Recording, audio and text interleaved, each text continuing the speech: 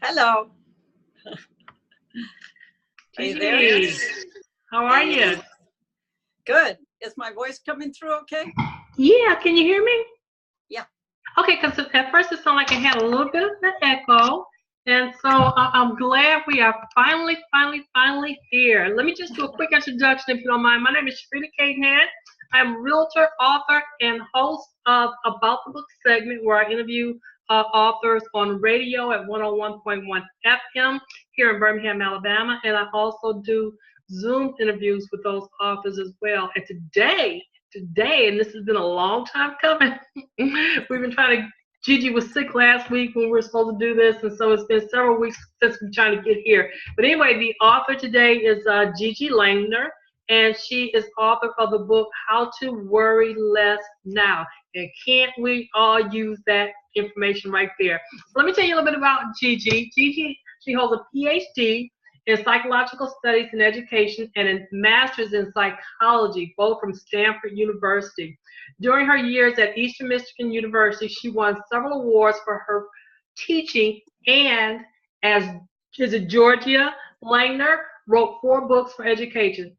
GiGi is a sought-after speaker who has helped thousands of people improve their lives at home and at work. As a person in recovery, GiGi hasn't had a drug or drink for 30 years, although she does occasionally overindulge in Ghirardelli chocolate and historical novels. She lives happily in Michigan with her husband Peter and her car Murphy. You even have a name for your car. Oh, it's a cat. It must be a typo. Okay, you know what? That's my bad. It is a cat. Okay. Every time I read that, I read car. It's like that, and her cat Murphy. So excuse me for that, people. That is my bad. She has a cat. How are you today, GiGi? I am great. Thank you. I'm so glad to be here. I know. It's been a really long time coming. Let me get all my stuff together here. So let's talk about this bio for a minute because I know, in the book you talk about your recovery and, your struggles with alcohol and all that. So is that what led you to this book? I think for sure, because when I quit drinking, which had a rather dramatic lead up, which is described in the book. I bet. Multiple divorces, multiple problems. But when I finally did stop drinking, I realized that I still had a thinking problem. I still worried. I still was negative toward myself. I still had doubts and lacked confidence. And, I had a lot of baggage from the past. Right. So that was all. I talk in the book about the whispered lies. That was all. Oh, we're going to talk about that for sure. Yeah. Yeah. So this, this is baggage that you carried over with you. Okay. Yeah. And so I do want to let everybody know I've read the book. I've thoroughly enjoyed the book. And I want to say I really hate it when books talk to me the way that this book talked to me. Like, get your act together. Uh-huh. Come on, girl, you can do it. Because to some degree, we're all warriors, okay? But this right here, your book talks about worrying to the nth degree, where it just overtakes you. You just worry about everything, right? Right. Yeah. Okay. I mean, yeah, it's okay. It's we call it, in a way, you're obsessing about the past. So we're worried about what we did in the past. Of course we can't change it. And then we're living in the wreckage of our future, because we're projecting into the future all these things that could happen and might happen and how we'd fix them. And so we miss being in the very present moment, even, in our relationships, so that we get tense when we worry and we have negative thoughts, and then we're not available for life. That's right. That's right. So I want to, because all this stuff is stuff that goes on in your head mostly. Yep. Not that anybody's telling you this. It's just stuff that's going on in your head. And so in your book, you call them whispered lies. Right. Yeah. So is that something, did that just hit you? Were you actually, when you came up with this whispered lies, because I'm just thinking in my head, did that all of a sudden hit you while you were thinking about something that wasn't true? Yeah, the term whispered lies, it just kind of came to me, but it represents the fact that, you know, I had a lot of therapy. I had a lot of wonderful spiritual advisors. I've had, you know, I've done a lot of work over the years to discover all these 50 ways of worrying less thou that are in the book. But when we have a negative thought, the first part is just being aware that there's a little negativity, and that comes from our baggage quite often. You know, the parents who made you think maybe you weren't worthy of love, or a old boyfriend who said negative things to you that you started internalizing, you know, or a teacher that made you feel stupid, you know. So then those get internalized and they whisper, oh, I can't do this, I'm not very smart. You know, that's like a whispered lie. Yeah. So, you know, and talk about that, you know, and we talked about, I'm pretty off the cuff because really, you know, I've highlighted some stuff in the book, but mostly our interview is driven about by our conversation. So I want to talk on that a little bit about how people talk to you and how that, you know, gets implanted in your brain. And so you start thinking these things by yourself. But is there a certain type of person that lets this happen to them? I mean, it doesn't have to everybody. Are you, you know, predestined or predetermined to be susceptible to this? Yeah. Well, you know, you're right. I was thinking about that because, you know, certainly people who are in a high stress job or doing something for the first time that you've never done, you know, if you have a really healthy self-esteem and you grew up in a supportive environment, you have supportive people around you, you're less likely to have those doubts that become crippling. But people who grew up in dysfunctional families where, you know, how can you be so dumb? And, you know, they heard a lot of negative messages, or, you know, they had a sister or brother who was highly competent and they always compared themselves. There's all kinds of, you know, alcoholism in the family, Right. Obviously. So there are all kinds of things that can kind of give people a little, I don't know, install kind of negative messages. And certainly, you know, when you said, was it not genetic, but there is a highly sensitive person category. And there's actually a fabulous woman who's researched people who sense other people's feelings more. And the highly sensitive person then, I think, is more prone to stress because tend to be a little more tuned into what people are thinking. There's a whole thing about highly sensitive people and some books written about it and so on, but they're more sensing and more sensitive actually. So a little more worry goes on there, you know. And certainly if you have a loved one, either a child or a husband or a wife who's dysfunctioning, that is a huge source of worry for people. And so, you know, I talk about that in my book because I married a man who was clean and sober, and after 30 years he started having some drinks and it scared me silly. So every single situation in here is something from my own life. These are all techniques I've used when I've hit situations that were rough. And you know, but in reading this book, you know, and we're going to talk about some of those situations, but I kept thinking, because it's real, I won't say that it's oversimplified, but these techniques you talk about, they seem rather doable.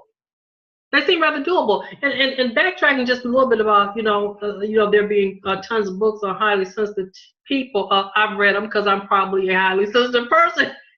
Okay, yeah. Yeah, you know, so I'm probably a highly sensitive person. But moving on here a little bit. So one of the causes of stress that you talk about here is when life isn't working is usually because we're trying to force things to go our way, as opposed to what?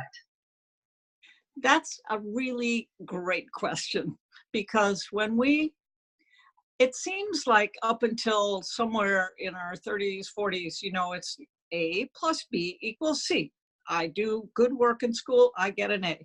I'm in control, right? And then we start entering into relationships and romance. And all of a sudden, we can't control the other person and we can't control the outcomes. We get into work situations where we don't have total control. And to our best efforts, things don't work out the way we want them to. So if we are totally hooked on getting things to happen our way, we are in for a world of worry and unhappiness. So if we don't curb it. Pardon? If we don't curb it. So in Yeah. some kind of So, way. yeah. So how do we sort of get over needing to control everything? That is the key. And there's a lot of that in the book. Part of it I do discuss spiritual principles in the book. And I also use the cognitive behavioral therapy ideas, and also some energy things like the tapping. All of these can help change a negative thought that I have to have it this way or else I won't be happy. Like if my child doesn't stop drinking, I cannot be happy. Well, there are whole programs that help you be fairly sane and functional even while a loved one is dysfunctioning. That's true. That's true. Because you cannot control that. So I think so many of the frustrations in life is when we run into things we can't control that we wish we could. And then we're back to, what can we control? My attitude. How do I get myself settled into my own strength or spiritual strength that is going to help me get calm enough so I can access some wisdom and not force solutions, to be patient, to listen. Right. Yeah, like kind of, what is the saying, trying to put a round peg into a square or something like that? Yeah. That reminds me of that. Yeah. And so, and we're going to talk, well, let's talk about now, because there are some things that you can do, some ways that you can control that thinking or redirect that pattern of thought to, curb that behavior of being, number one, being so disappointed when you don't get your way, and when you really don't have a control over a situation. So, what are some of those techniques to do that? What are some of the best ways to do that? Yeah, what are some of the best ways to do that? Yeah. Well, I have 50 of them in my book, but well, let's talk about a few of them. You might ask that. If, the most obvious one is meditation. The research on meditation in terms of lowering stress and also improving all of the physical health things and emotional health is just rock solid. And there are wonderful little tools online that can help you learn how. It doesn't mean just sitting silently. You can use guided meditations. And quite often early on when I first realized I had such a bad self-image, I actually used like an almost self-hypnosis meditation that said, I'm likable, I'm confident. So those things, even though they might seem hokey like affirmations, when we say to ourselves something negative, it's more likely to draw the negativity into our lives. When we say to ourselves positive things like, I'm going to love this interview with Sharita, we're going to have a great time, it's going to be of service to people, that is a much more forceful and dissolving of the worry kind of thought than, oh my God, I don't know if it, and so on. Yeah, I can totally relate to that. On a couple of levels, a lot of people that I interview, it just reminds me of this self-talk that you have. One of the first books that I was a co-author on, I Am Woman, my chapter was about my battle with depression. Okay, and I always say that for me, depression was, my cause of depression was all the terrible things I told myself about myself. And then one day I was sitting and I was telling myself all those terrible things, and all of a sudden I'm asking myself, where did you get this stuff from? Who told you that? Yeah. And it was in that very instant the depression was gone. Amazing. Yes. It was just gone. Yeah. So I can relate to that. Those whispered lies and positive self-talk. I don't know about affirmations because I've been doing some experiments with affirmations. Not necessarily my own, but some I've gotten offline, and a lot of them. They really didn't fit me. So we have to come up with our own affirmations. Absolutely. Yep. I agree. I didn't know that I could write a book like this. After 30 some years, my husband said, why don't you, instead of writing a memoir, because I had retired and I like to write, he said, why don't you write down all the things that I hear you tell the women that you work with? And I thought, oh my gosh, a self-help book, you know. Well, then of course the whispered lies came in. What do you mean? Who do you think you are? Blah, blah, blah. So I did create vision boards with a completed book, and I created a little saying, you know, I create a wonderful book in a wonderful way. I offer wonderful service for wonderful pay. And you And, do. yeah, and I had that, you know, the vision board in front of my desk every time I went to write. And it took 6 years before I had the manuscript that was ready to go. So, you know, as writing a book, as you know, isn't easy. And it takes Right. a It's lot of, not. It's not. So and you have something here, and I really thought was funny. The committee in my head. Okay. It's a whole committee. Okay. yeah, It says committee in my head. For instance, the belief: if I want to be liked, I must look good. Okay. And so you tapped on being likable. You know, just a moment ago, and what was running through my head? So for a person who feels like they aren't likable, okay, and I feel like I've had this conversation with somebody before about being likable, and you know, discovering, you know, why that person might not be likable, and then wanting to change that in some kind of way. We talked about this at length. It seemed like there was no conclusion, because my perspective was, well, if you're not likable, are you wanting to change because you're not likable, or are you wanting to change because you want to change?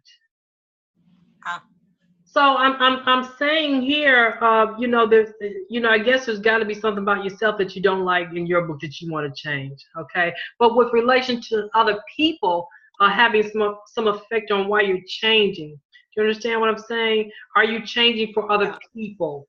exactly. And, you know, one of the reasons I wrote the book also was because being in 12-step programs, it's not just a book for people in recovery and so on, but there are so many great tools in 12-step programs that are helpful. And so examining, you know, what we tell ourselves and the language we use with ourselves is one of the keys of recovery. And you were talking about the self-talk and the negativity and the people pleasing, Yes. which is, you know, a lot of people who grow up in families or whatever, they just don't quite realize that they can be lovable in and of themselves for the essence of who they are. And one of the key things in the book is that there is an essence of goodness inside each of us, whether we think of it as a spiritual center or a self, but a higher self. And I refer to a positive power or a loving power. And that's the source of our goodness and our love.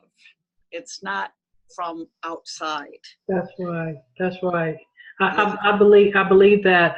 You know, again, I was interviewing in all of my first interviews that I did. It was a pastor here locally, and he was talking about, you know, his stepfather, how he talked to him, how he treated him, you know, really badly. So he was saying, well, you know, all this stuff that he had told me is what I had become. And my question was did you really become that? Did you really become that? And his answer was, you know, no, I didn't. That's not even who I was. Exactly. So Yeah. many of us lose ourselves because we think we have to pretend. You know, many people have created an invented self that we present to others, and sitting inside this shell, lonely as heck, because very few people can we share with honestly how we feel. And that's a really tough place to be.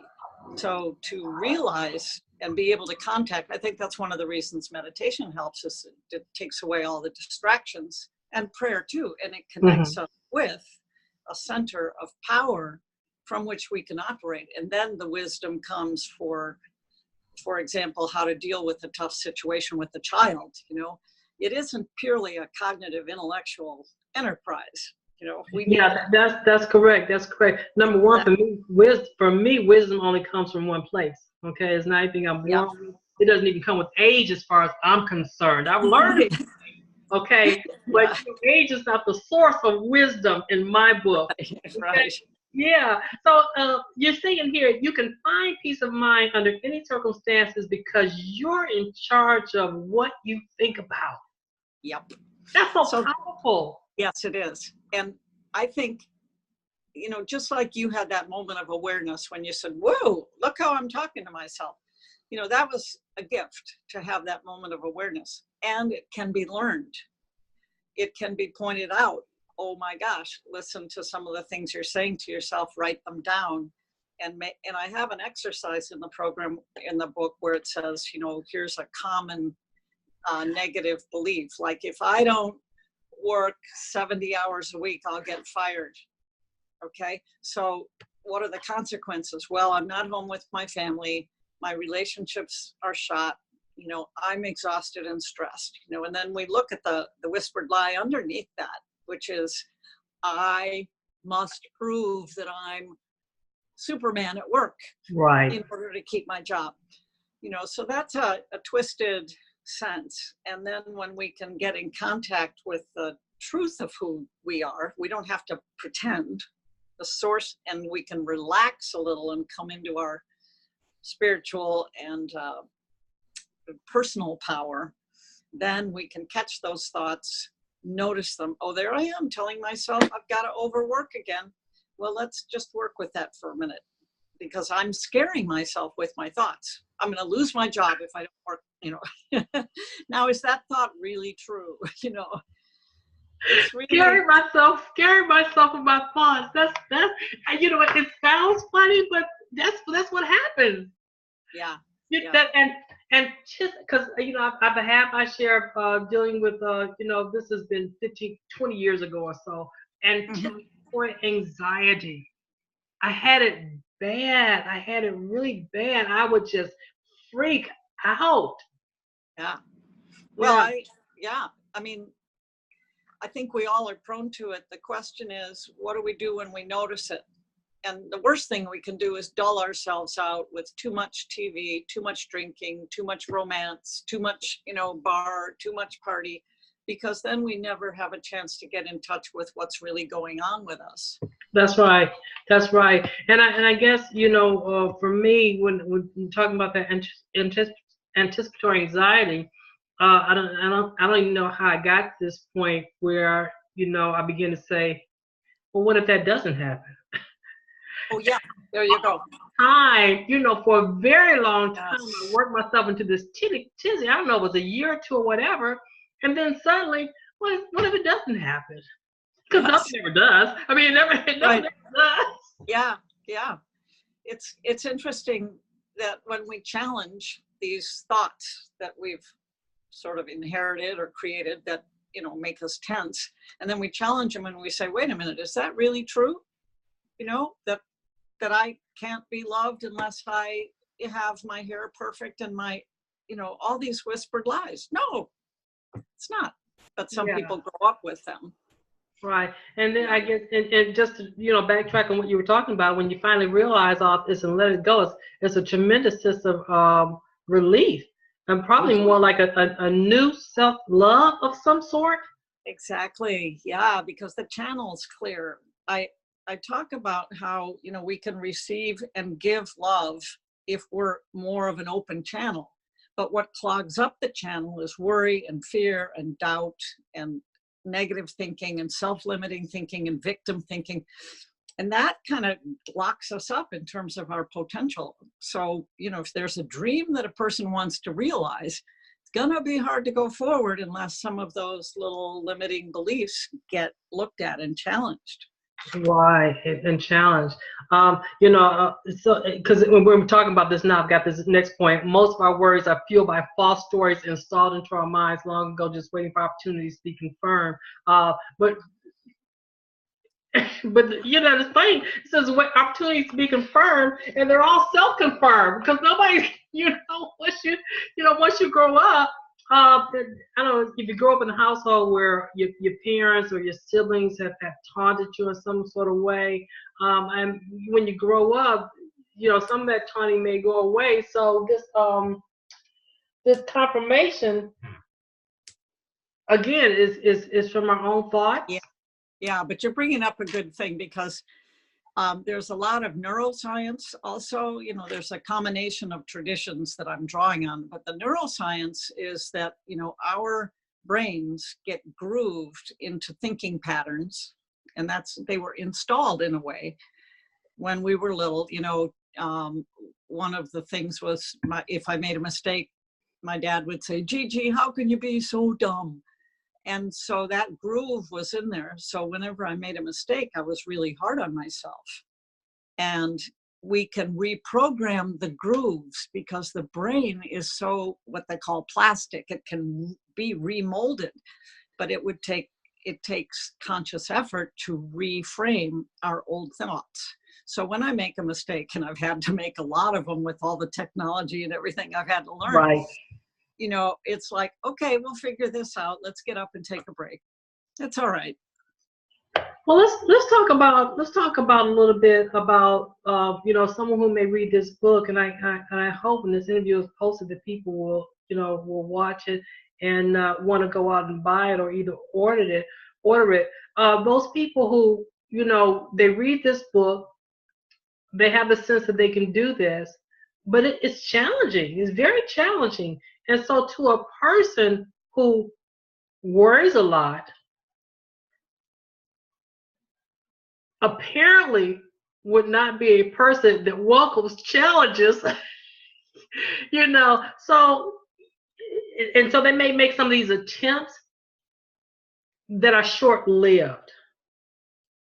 You know, So if they're you know, they may make some attempt to, you know, implement some of these things that you talk about, okay, and they get they get a little bit into it, and it's helping. Then they get discouraged because it's taking so long. So I guess what I want to talk about here is that, you know, the process itself. I mean, I know it can be different for everybody, but when it doesn't happen quickly enough, and those little thoughts start creeping back in, I mean, how do you know? And I didn't finish the book. I got a lot of ways in the book. But what do you do to the whole book is about combating these thoughts, okay? But it's hard. Yeah. So there are two things I talk about in there. One, that this is not solitary work. So you're going to need a growth partner or one or more. People who are also on a growth path, who are willing to be honest with themselves and you, and try some things. So it could be a therapist and it could be a friend. And I actually give guidelines in there about how to pick somebody who's more likely to be helpful. I definitely want to talk about that. Yeah.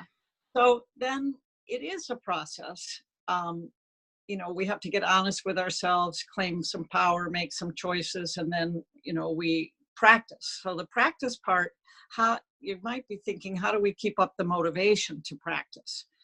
And that is when we notice ourselves acting differently. So instead of saying to my boss, yes, I'm going to work late, I say, well, I would be willing to work late if I could have some comp time next week.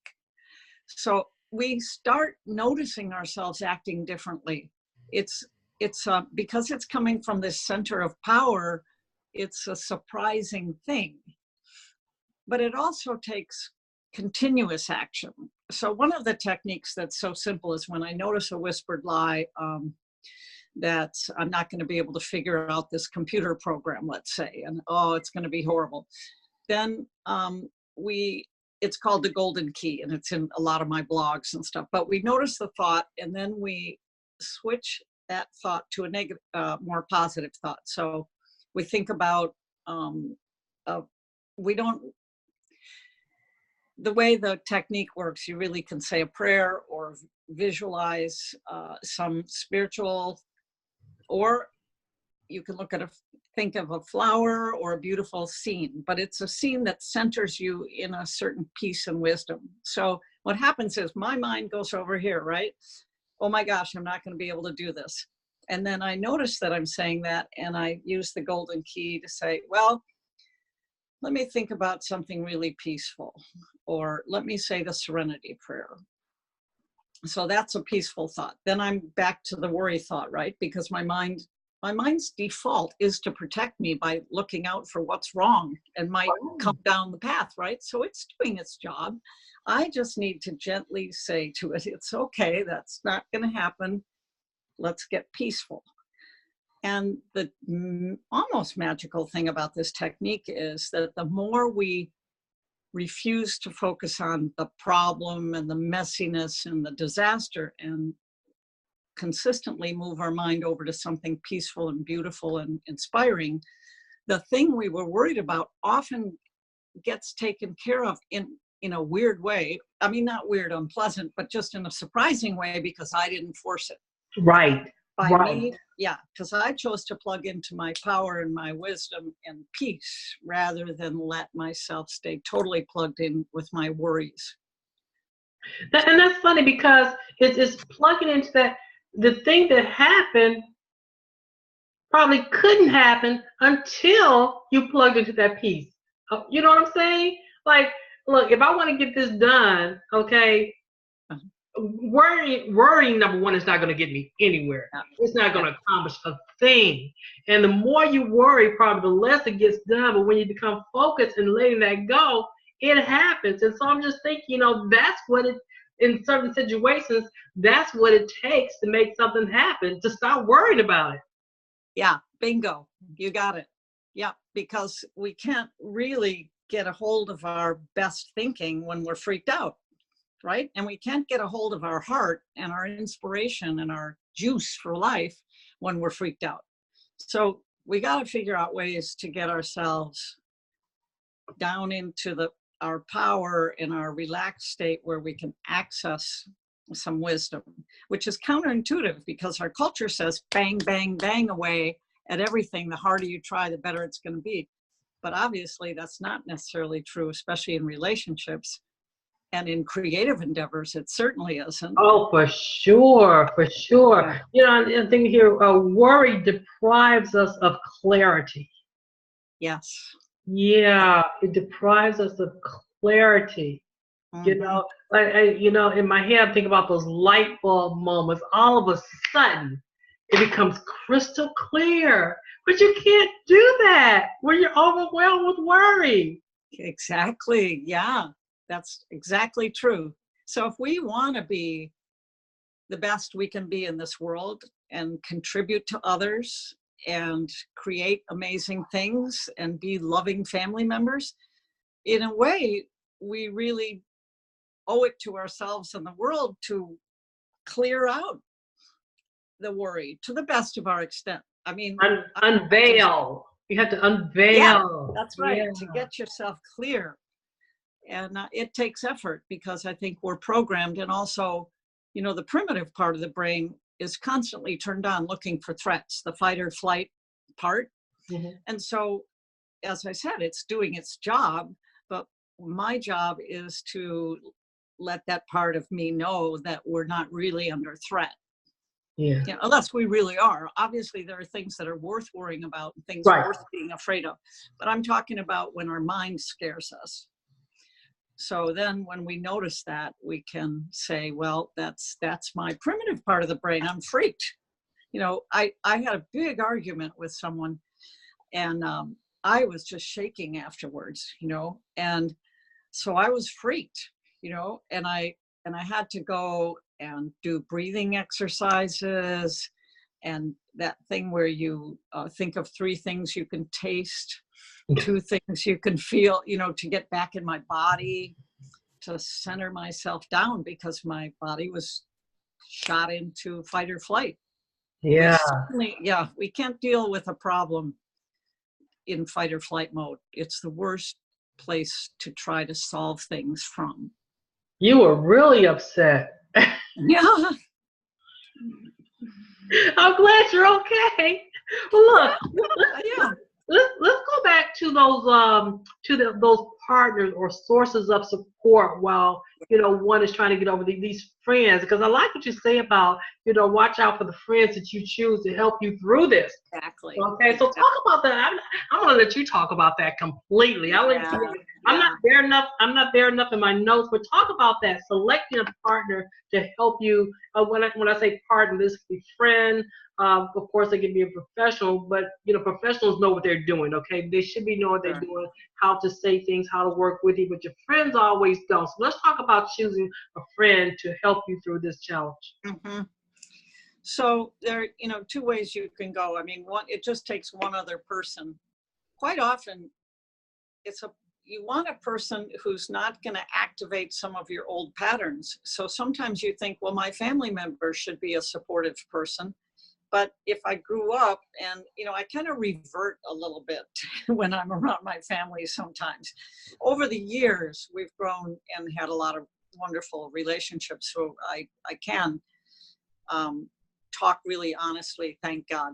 But at the beginning, I was so raw, from the divorces and the alcoholism and all this stuff. My family members had lost all trust and they just wanted to control me. So they're not the best.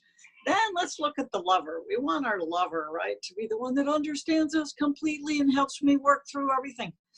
Well, especially for a woman, most of us have that lover as a man. And there can be a power play with that, where men are kind of hardwired to try to take care of us and fix things. And so that isn't necessarily helpful. They just tell us what to do. We try it, it doesn't work, then we blame it on them. And we didn't gain any capacity ourselves when someone else tells us how to fix it, because I'm trying to develop capacity in myself when my friend isn't there to be able to have access to wisdom.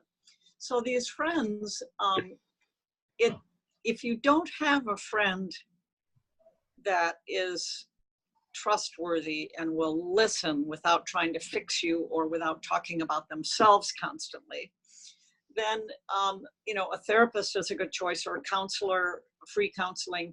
But also you can meet people in yoga classes, meditation classes. Those are like-minded people. They're trying to get a handle on life too, and they're going to things that they think will help them. Even some exercise classes, you'll find some people who are interested in personal growth. And the last place is Meetup, the app on the phone. Yes. There are Eckhart Tolle, who wrote The Power of Now. There are groups that study his writings, and or obviously your church or your temple, where there are people who are really trying to grow and trying to become better versions of themselves. Yeah, and so and speaking of church, I guess this would be you're more likely to find someone in a small group. Mm-hmm. Okay. Yes. Yeah. Our church has a saying, we can't know everybody, but somebody ought to know somebody. So that's why we have these small groups, okay? So that somebody will know about you, And he talks about, we confess, vertically, to God, and then to one another, okay, people, and people need that. Yeah, people need that. Even if they're not warriors, they need that connection with other people to, talk stuff out or listen. Because that's what most people want, right? They don't want you talking. They just want you to listen, right? Exactly. Yeah, there's a little section in there I'm listening to. Yeah. You talk about your friend Mary here, and it says, I encourage Mary to choose a vision for a future life and to use the following growth practices to overcome her whispered lies. So, is this like the vision board? I mean, because we can, if I'm saying to myself, I see myself in the future doing this. Is that what you're talking about here? To vision for a future? But then you have to map it out. Yeah, I mean, in her case, because she was a spiritual person and had a belief, then I encourage her to pray, but also to say things like, thank you, God, for my happy home and economic freedom. and my healthy children in a happy home. Mary's case was one where, remember, she was in a tiny apartment and wasn't getting any support from her husband, 3 children, and she met a wealthy woman who was in her school district, and she was very embarrassed, and she left coming home, I'm nothing, I can't compete with these people.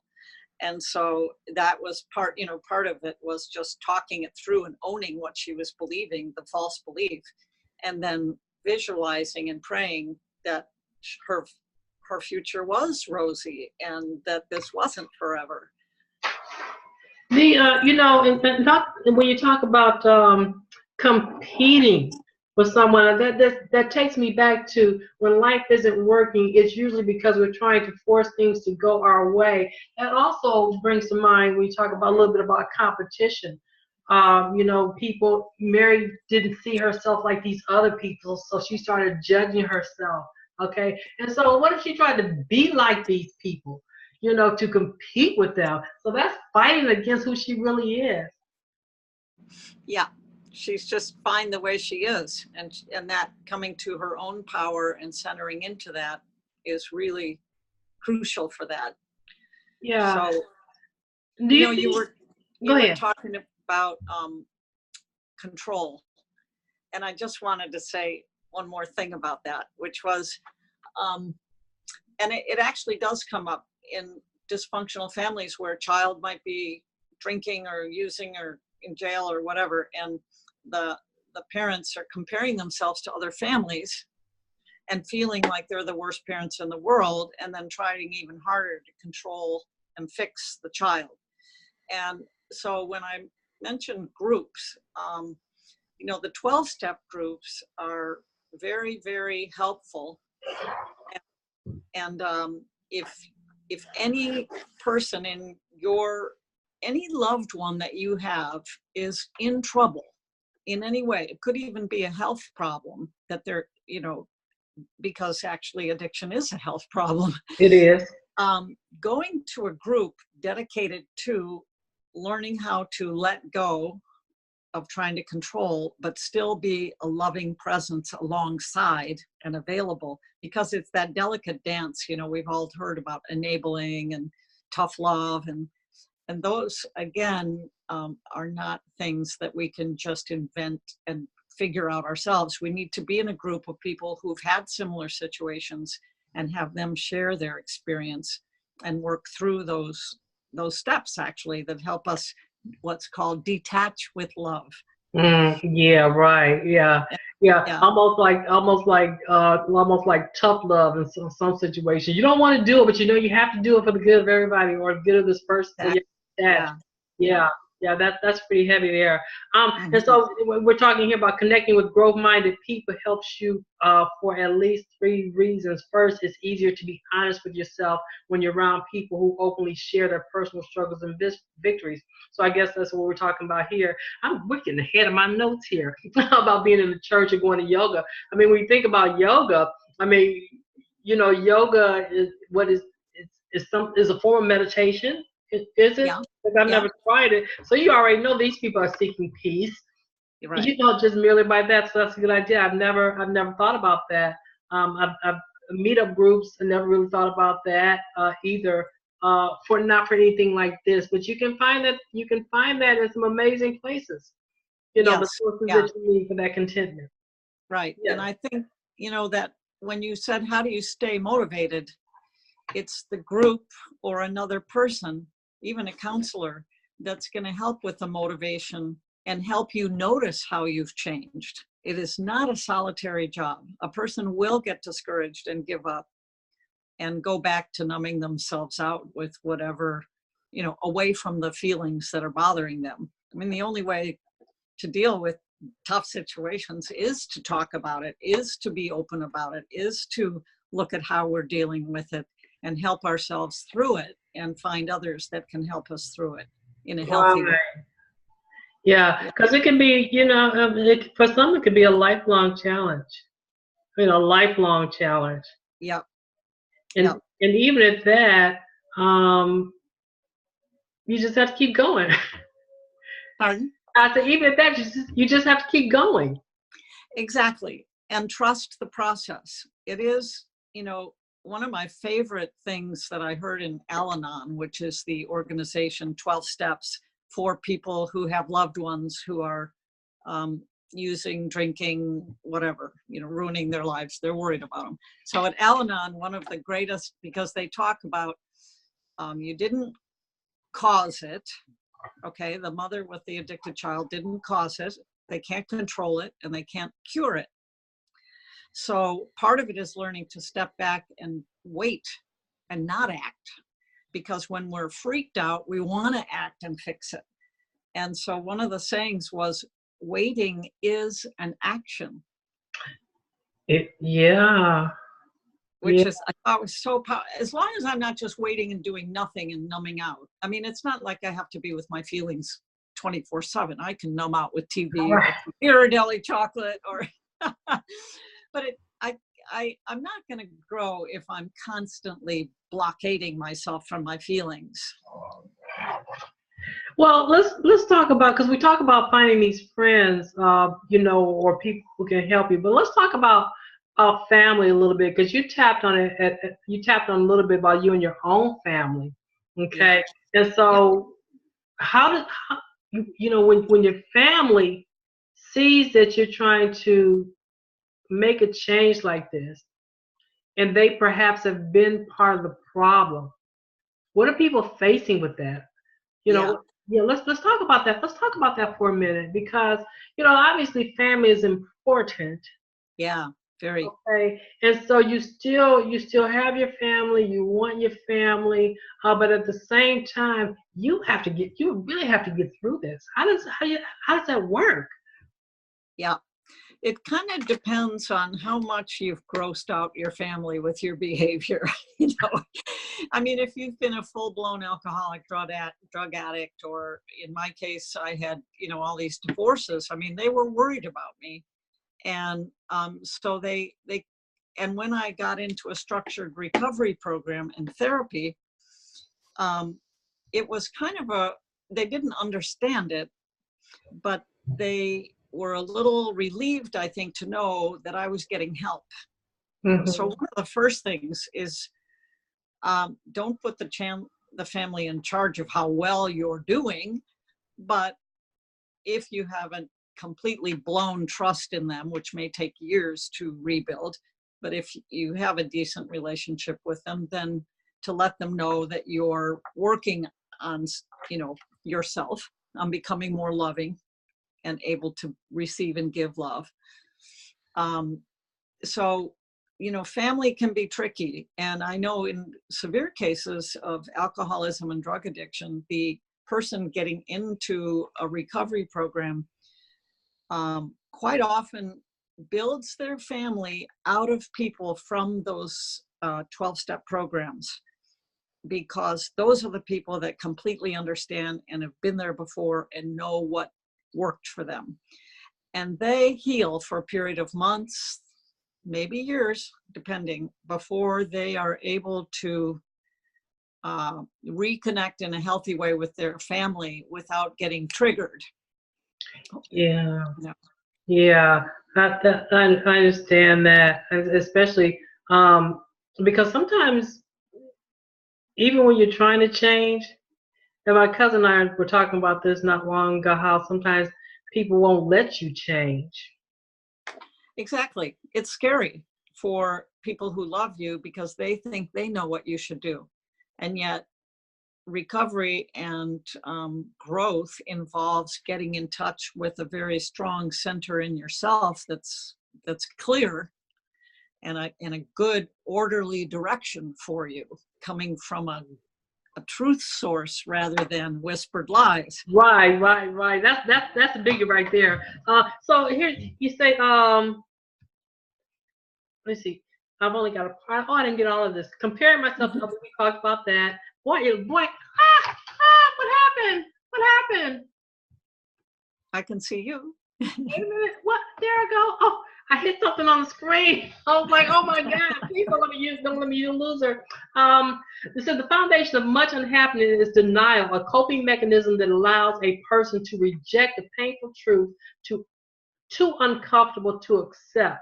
Denial's voice emphatically whispers, I don't want to admit the truth, and if I did, I just couldn't handle it. Yep. So the misconception I had was if I delved into some of the pain from my childhood,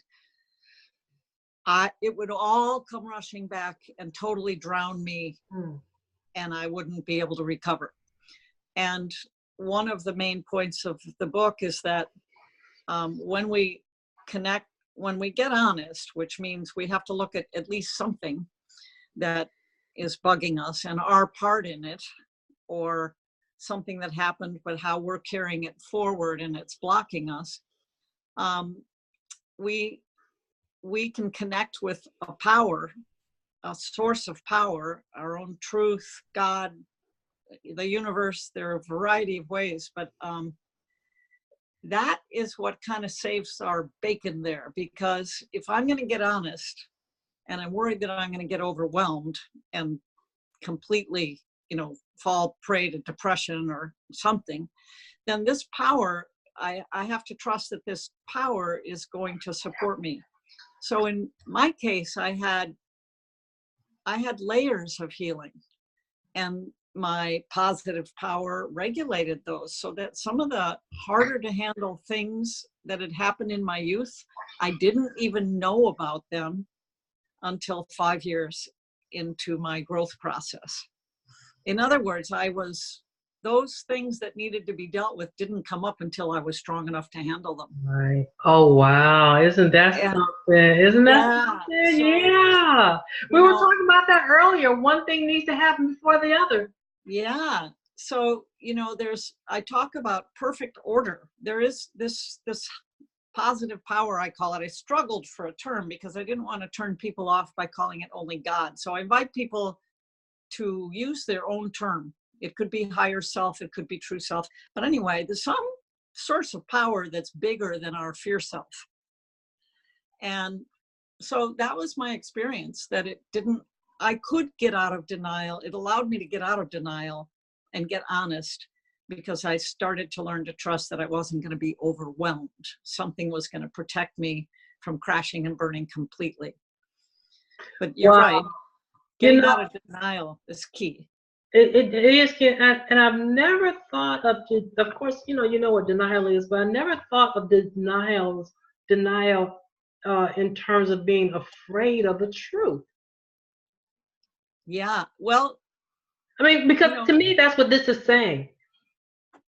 Well, yeah. Yeah. The truth of my past that I might not know about, that might be accounting for why I'm so screwed up. I mean, in my case, when I was looking at why am I getting divorced, I was terrified. I thought, some awful things had happened and had totally screwed me up. And I was terrified to dig in there and see what that was. And the good news was that I didn't have to learn about it right away. I could get healthier, and eventually, when it was time, get out of denial about that. Right. Well, I'm thinking too that even for someone that has some inclination of what the truth might be, some awareness, unlike yourself that wasn't aware, they might have some inclination of of the truth that they just don't want to face. I guess that's what I was thinking. Denial in the sense that they're don't want to face the truth. Yeah. Well, and there's two kinds of truths. There's truth about something that happened that I don't want to look at because I'm afraid of it, but I know it's kind of twisting me a little bit. And then there's the truth about my own behavior in my current life. And, a lot of people don't want, when I was getting divorced, or when I had perfectionism at work and my stress was high, I didn't want to admit to myself that I was overworking. I mean, I was in denial about it. And I was telling myself the whispered lie: if you don't work this much, you won't be better than everybody else. And if you don't, and you've got to be better than everybody else, and so on. So the denial was keeping me from seeing the whispered lies that I was telling myself that were causing all my stress. So in a way, we can deny our own part. I mean, look at alcoholics. They deny for years. They do. Yeah. So, yeah, there's multiple denials. Yeah, and so you just tapped. We just tapped on something. A question I was going to ask you: how can you change your interpretation of events that worry you? One method is to question the truth of your whispered lies. Right. Yeah, Right. yeah. So you kind of have to do that on the onset. You know, when you hear that lie or Mhm. thinking that lie. Yeah, Yeah. or it stays there. Hmm. Well, the reason there are 50 different ways of overcoming worry and negative thinking is because there's so many different tools. And one of them that we haven't talked about is called The Work. And it's developed by a woman, and it's all in the book. Byron Katie is her name. That's next. And she has this cool, and I give in the book a whole transcript of how I took one of my false lies and used her process. Now, I went to 2 days of training with her to learn how to do it. So it would be difficult to explain quickly, Right. but it really does involve saying, if I don't stay late at work, I'll lose my job. Well, is that true? Well, yeah, it's true. Of course it's true. Well, is it really true? Well, I suppose I could do a little less and still keep my job, and then she has you imagine your life without that whispered lie. So if I didn't believe that I was going to lose my job, how would my life be better? How would it be different? Oh, I could be more relaxed. I could be with my family more. I could be, so I'm sort of talking myself into wanting to let go of the whispered lie, and so her process, and then she has these turnarounds that are a little complicated, too complicated to explain here. Right. But it's a wonderfully strong tool for reframing a whispered lie and getting free of its hold on you. Yeah, I'm glad we got that part because, like in my notes, I've got a sentence here, or note there. I keep hitting my screen. I'm so sorry about that. I keep hitting my screen. But with Byron Katie, I got the whole thing. Like I got the whole paragraph. I'm like, yeah. So this is so true. How you kind of have to back out of it a little bit, and that kind of reminds me when you're talking about you have so many layers. I wanted to ask you then all these layers that you had, those that you were aware of. Did you have to approach them one at a time? Well, and here's where my self-will, my responsibility is to step up to the growth when I'm noticing that I'm getting in my own way. Okay. So that being said, I'm not in control of the pace of the growth or how it goes, but I did experience that when I stayed in touch with a higher power, a positive power, or my inner wisdom, and I used the techniques to clear out the whispered lies, then I was clearer and I could see more things about myself. So it did happen in layers, but I wasn't responsible for figuring out which layer first. Or second or third. You weren't controlling that. What I was controlling was staying honest, staying connected with a source of power, meeting with other people to grow, setting positive expectations or hopes for my life, and then practicing, daily prayer, meditation, whatever tools would help me. Of course, I was in a 12-step program, so I went to meetings. I met with my sponsor, was in therapy. So when we're doing things that keep us honest and growing, we will grow. And I guess the thing to remember is that it's a process and, of course, not then a destination. So if my goal here is to be more loving and able to give and receive love more, then, and I'm asking for that and intending that in my life and willing to do the work, then that means I'm not going to stop growing, I hope. And what gets me to grow? Seeing something that I don't like, or experiencing something like chronic pain for 2 years. Right. that got my attention and caused me to want to change, you know? So people say, well, I've worked so hard all these years. Why am I still having trouble? Well, trouble is kind of our motivator for taking a look at ourselves or our relationships or whatever. Right. Right, right. That's so true. That's so true. Yes. For some of us, for some of us, for some of us, it's the motivator. For others, I guess they just never figure it out. They just figure that's the way life is, right? Right. Seeing your own words as opportunities to grow. That's what we're talking about now. It's, Yeah. oh, not. We just look. We're going. Look. It was meant to be. Yeah, I know. It's just naturally Perfect order. flowing from this book. And I love that. I love that. So during my tough times, I now try to accept myself exactly as I am at that moment. When I revert to old patterns and fears, I remind myself that growth is gradual, both progress and setbacks. I often imagine myself holding up a sign that says, under construction, pardon my dust. At other times, I repeat to myself, progress, not perfection. Yeah, I need to cut this out, like stick it on my refrigerator. Yeah. I love that.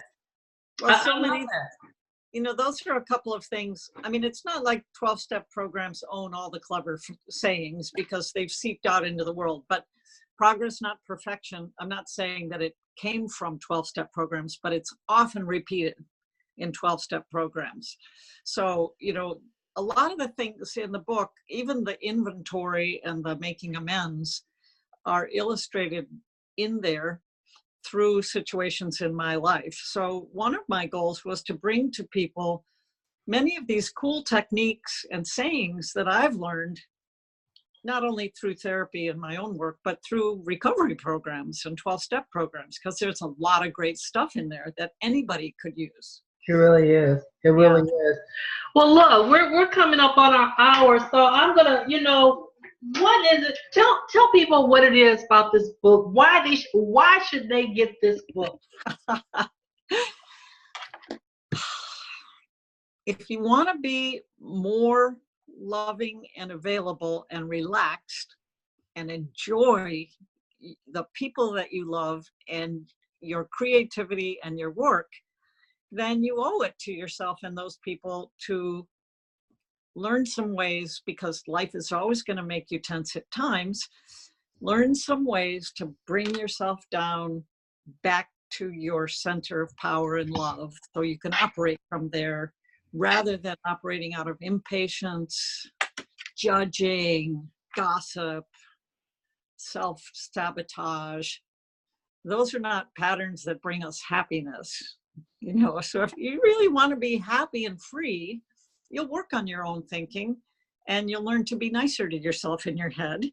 And as a result, you'll be nicer to everybody else. Get rid of that committee. Yeah. Yeah. Well, look, thank you so much, GiGi. 50 ways to worry less now. Let's see. Oh, it just went away. Oh, it just went off. I'm just but I'll show you. Butterfingers today. Yeah, 50 ways to worry less now. Listen, it's been a joy talking with you. I am going to finish this book. I got a great deal of it that I've read. It's one of those books you can't just read one time. I read it because we were going to do this interview, but I'm going to read it again totally for my self-improvement, to get rid of the committee in my head and all that stuff. So I want to again say thank you for joining me today. My name is Thank you. Author and host of About the Book, both on radio and Zoom. If you're watching this and you are an author, would like to interview, you can contact me, reach out to me at Renew Refresh Reset at gmail.com. You can find me on Facebook, Sharita Hughley Cadenhead. And GiGi, tell us where they can find your book. Where can they find your book? Where you can find it, it's on Amazon, and there's a 20% coupon on my website, gigilanger.com, G-I-G-I Langer.com. And it's available in ebook formats. I'm working on an audiobook and hope to have that ready by June or July. You can buy it anywhere, and it's getting really good reviews, which I'm so grateful for. Yeah, yeah. And so look, let me know when that audio version is I will. available. I think we talked of, the first time we talked, I said I didn't usually do well with audio because I get so distracted. So your book is probably gonna be the first attempt in a very long time Yes, to well, listen to an audiobook. So I'm gonna be waiting for that. In the meantime, have a wonderful, wonderful Sunday. It has been a thank you. pleasure talking with you. It's been wonderful talking to you. Thanks so much for taking the time. All right, you're welcome. Have a great day. All right, you too. Bye-bye. Bye-bye.